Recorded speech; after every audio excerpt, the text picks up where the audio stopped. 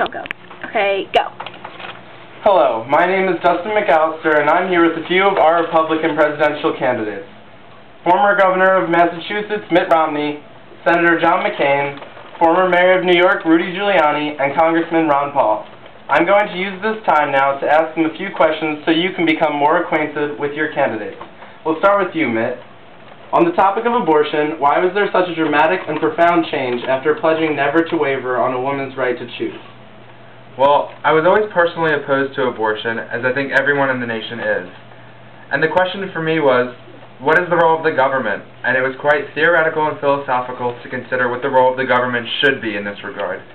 And I felt the Supreme Court had spoken, and that government shouldn't be involved, and we should let people make their own decisions. That all made a lot of sense to me. Then I became governor, and the theoretical became reality. A bill came to my desk which related to the preservation of life. I recognized that I simply could not be a part of an effort that would be the destruction of a human life. And I didn't hide it from the change of heart. I recognized it as a change. Every piece of legislation which came to my desk in the coming years as governor, I came down on the side of preserving the sanctity of life. You make some very good points. So do you believe that life begins at conception? I do. I believe from a political perspective that life begins at conception. I do pretend to know, if you will, from a theological standpoint, when life begins.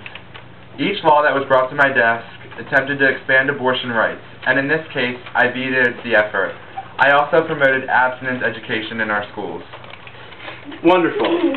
Now, Senator McCain, on the issue of drugs, do you believe that Mexico should extradite drug dealers to the United States? Yes, and I support mandatory jail sentences for selling illegal drugs. I believe that federally sponsored drug education and drug treatment programs should be expanded. I support an increase in border security to stop the flow of illegal drugs into the United States. Very interesting. What is your strategy for victory in Iraq? I believe that we must not fail in Iraq. Succeeding in the cause of helping the Iraqi people build a stable, secure, representative state is essential to achieving an enduring peace in a region of the world central to American prosperity and national security. Failure in Iraq will endanger America for generations to come. Moving on.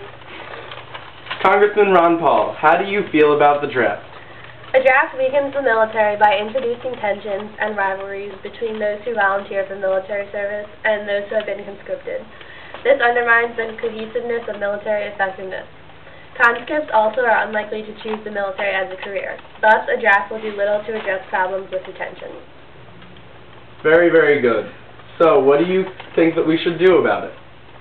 I personally believe that instead of reinstating a military draft, Congress should make military service attractive by finally living up to its responsibility to provide good benefits and to pay the members of the armed forces. Until it's changed, we will never have a military which reflects our nation's highest ideals. Nice.